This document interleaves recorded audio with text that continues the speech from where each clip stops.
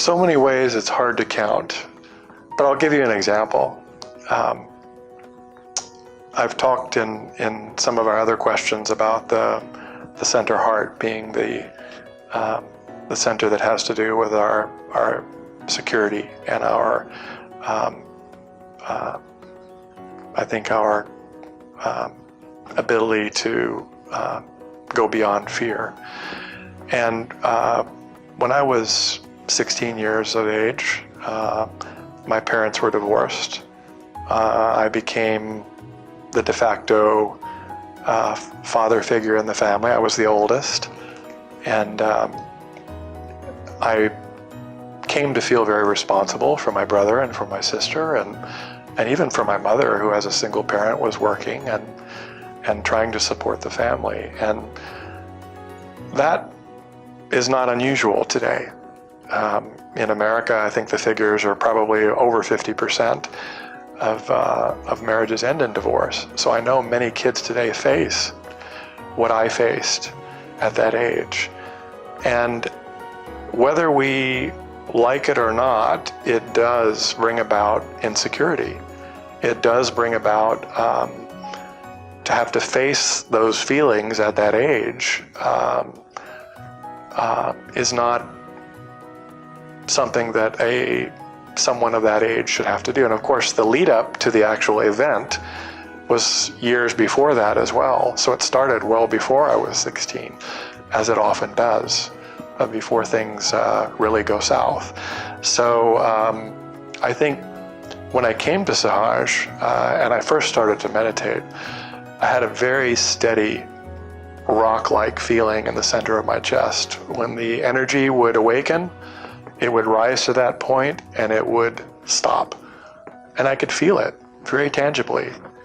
And so I began to work on that center and to give the energy to that place, and to kind of introspect as to where that might be coming from. Because anytime you have a blockage in the system that's overt and consistent, there are certain things that bring that about at each center. They could be, they could have an emotional component, they could have a physiological component, but there are usually things that you can begin to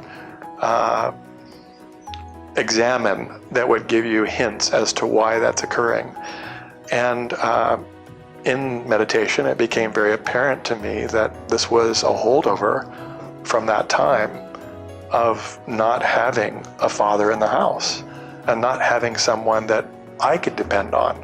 Everyone was depending on me to fulfill a role that I wasn't really equipped to fulfill at that age in life. So I think whether it's, this center or any other center, the introspection that meditation gives enables you, without psychoanalysis, without going through therapy and spending a lot of money on things of that nature. And that's not to devalue them. Those are, of course, valid approaches.